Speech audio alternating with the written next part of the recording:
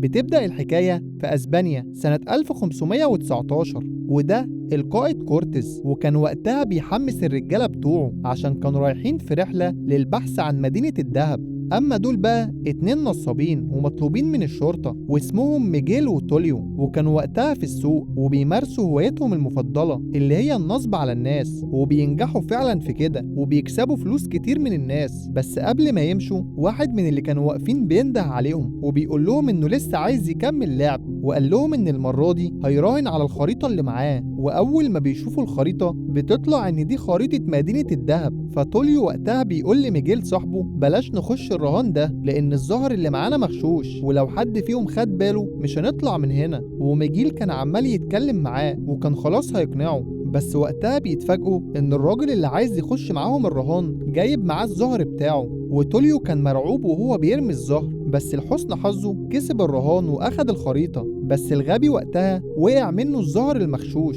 والناس كلها عرفوا كده ان هم نصابين. وقبل ما الحراس تقبض عليهم والناس تضربهم بيعملوا نفسهم ان هم بيتخانقوا سوا، وبينجحوا فعلا بالطريقة دي ان هم يهربوا من المكان. بس لسوء حظهم وهم بيهربوا نطوا في مكان فيه طور كبير، والطور وقتها بيدور الجري وراهم. وعلشان يهربوا من الطور ومن الحراس بيدخلوا في براميل وبيقفلوا على نفسهم، ووقتها العمال بيشدوا البراميل دي وبيحملوها على السفينة، وبيتفقوا مع بعض ان اول ما الدنيا تبقى امان على السفينة هيطلعوا على طول ويهربوا. بس لسوء حظهم بيتحط صندوق كبير فوق البراميل وبيحبسهم جواه، وكده غصب عنهم هيفضلوا جوه البراميل لحد ما الصندوق يتشال. وده ما بيحصلش غير لما السفينة بتكون اتحركت من المينا، ولما الصندوق بيتشال وبيطلعوا بيلاقوا نفسهم قدام طقم السفينة كله، وبتطلع ان دي سفينة القائد كورتيس اللي هو اصلا رايح يدور على مدينة الذهب. والقائد وقتها بيقول لهم انهم مطلوب القبض عليهم، وبيخلي رجالته يكلبشوهم، وخدوهم بعد كده ورموهم في الحبس. ووقتها كانوا بيفكروا هيخرجوا من هنا ازاي، واتفقوا ان هم لو خرجوا هياخدوا مركب الانقاذ ويرجعوا بيها للشط.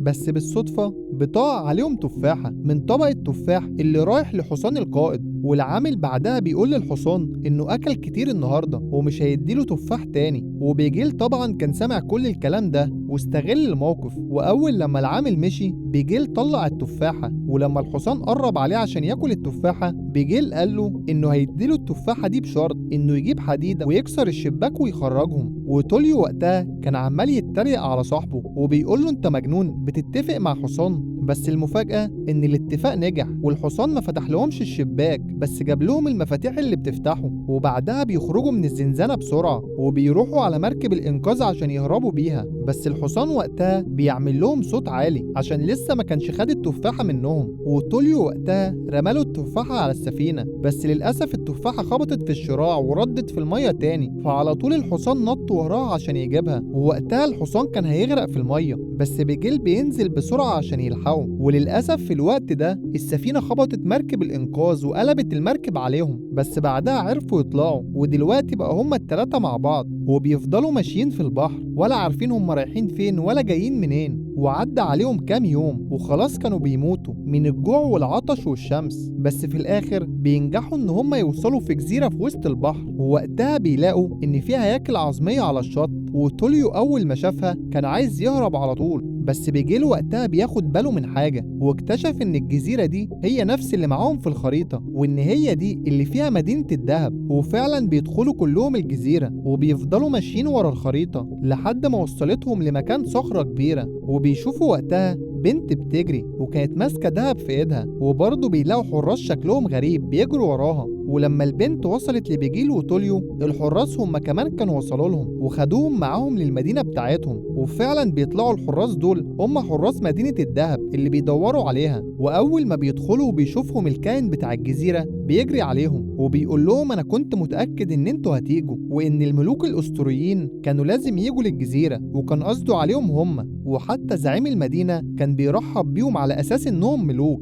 وده لأن كان في أسطورة قديمة عندهم بتحكي عن الملوك دول. وبيجيل طبعا لما بيصدق وبيعيش في دور الملك. وأهل المدينة قرروا يعدموا البنت اللي سرقت الذهب، بس البنت استغلت الفرصة وقالت لهم إن الملوك دول هم اللي قالوا لها تعمل كده. وبيجيل وتوليو عشان ما يعدموهاش أكدوا كلامها، وبعدها أهل المدينة خدوهم لمكان فخم، وده كان مكان الملوك. وكان بيجيل وطوليو مستغربين إن أهل الجزيرة ليه بيعملوا معاهم كده. وساعتها بتسمعهم البنت الحرامية وبتخش تعرفهم على نفسها، وبيطلع إن اسمها تشيل، وقالت لهم إن هي سمعت السر بتاعهم وإن هما مش ملوك ولا حاجة وممكن تفضحهم في أي وقت. وقالت لهم إن هي مش هتقول لحد بشرط إنهم يسرقوا الذهب اللي في المدينة وياخدوها معاهم لما يهربوا على أسبانيا. وبعدها بالليل بيحتفلوا بالملوك عن طريق إن هم يرموا دهب في المية. والبنت وقتها بتقول لهم إن المية دي بوابة لعالم الأرواح. وبعد ما خلصوا راحوا قعدوا مع الملك وطلبوا منه مركب كبير عشان يمشوا بيها من الجزيرة، وطلبوا منه كمان إنه يملى المركب دي دهب عشان ياخدوهم معاهم وهم ماشيين. فملك المدينة قال لهم إن مركب كبيرة زي دي هتحتاج شغل كتير وأقل وقت أسبوع. ووقتها بيعرفوا إن في عداوة بينه وبين الكاهن، فبيقولوا له خلاص هنروح ونخلي الكاهن يساعدنا.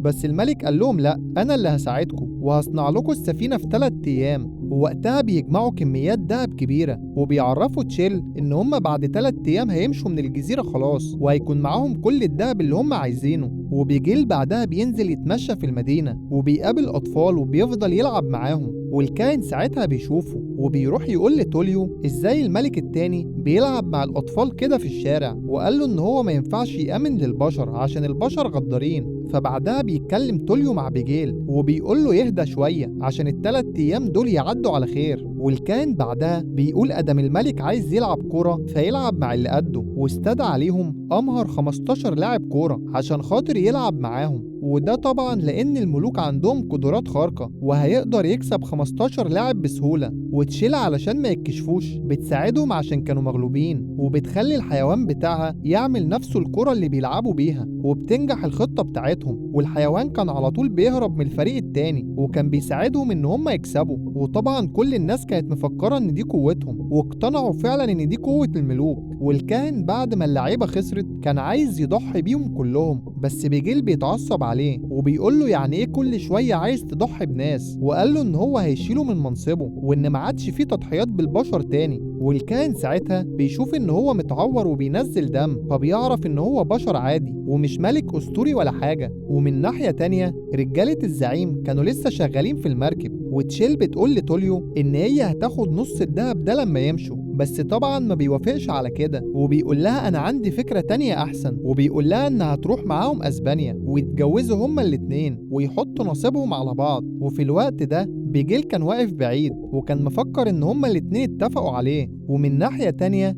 الكاهن كان عمل تعويذة طلع بيها وحش حجري ضخم عشان ينفذ كل أوامر الكاهن، وبيروح بعدها بيه على توليو وبيجيل عشان يكشف ان هما مش ملوك. وحراس الزعيم وقتها ما بيقدروش ان هما يوقفوا الوحش، والكاهن لما بيوصل لهم بيعرفهم انهم لو ملوك اسطوريين بجد هيقدروا يغلبوا الوحش ده بسهولة. فبيهربوا على طول ال3 على ظهر الحصان وبيوصلوا لمكان عالي، وبيقولوا للحصان ان هو ياخد تشيل ويهرب بيها من هنا. بس بيحاصرهم بعدها الكاهن والوحش بتاعه على الصخرة اللي فوق دوامة المية، فبيعملوا حركة اللي هم كأنهم بيتخانقوا سوا وعلى طول بيضربوا الكاهن. ولما بيجري عليهم الوحش بيكسر الحجر وبياخد الكاهن في طريقه وبيقع في الدوامة. وبعدها لما بيطلع الكاهن من النهر بيطلع في الحتة اللي فيها القائد ورجالته، وعلى طول بياخدوه معاهم عشان يوصلهم لمدينة الذهب. ومن ناحية تانية بيجيل بيقول للزعيم إن هو قرر يفضل معاهم على الجزيرة لأنه ساعتها زي ما قلنا كان مفكر إن توليو وتشيل اتفقوا عليه. بس في الوقت ده الحراس بتوصل للزعيم وبيعرفوه إن في جيش من الحراس هيهجم عليهم، وبرضه عرفوه إن الجيش ده معاه الكاهن وهو اللي بيعرفهم الطريق. فبيجيل وقتها بيقول لهم إنهم يكسروا الحجر الكبير بتاع المدخل عشان الكاهن لما يوصل ما يعرفش يخش المدينة. بس الحجر وقتها كان هيقع على مركب توليو وتشيل بسبب ان الشراع ما كانش عايز يفتح. بس ساعتها بينط بيجيل بسرعة وبيفتح الشراع وبينقذهم، وبيقول لهم ان مهما حصل هيفضلوا اصدقاء ولازم يساعدوا بعض. وبيخرجوا بالسفينة مع الذهب لحد البوابة الخارجية، وعلشان يقفلوا المدخل ده بيخلوا السفينة تمشي بالعرض. وللأسف السفينة اتخبطت في صخرة كبيرة وقع منها الذهب، وفعلا قفلت المدخل ده كمان. وكده بقت مدينة الذهب في أمان من الجيش اللي جاي عليهم. ولما بعدها القائد كورتيز بيوصل بالجيش بتاعه ما بيلاقيش البوابة اللي بتدخلهم، فبيقبضوا على الكاهن وافتكروا ان هو كان بيكذب عليهم وبكده يبقى توليو وبيجيل وتشيل أنقذوا مدينة الدهب، بس كده هم برضو خسروا الدهب، واتفقوا إن طول ما هم مع بعض هيعوضوا أي خسائر. وخلص الفيلم لحد هنا. لو عجبك ما تنساش الاشتراك ومتابعة كل جديد.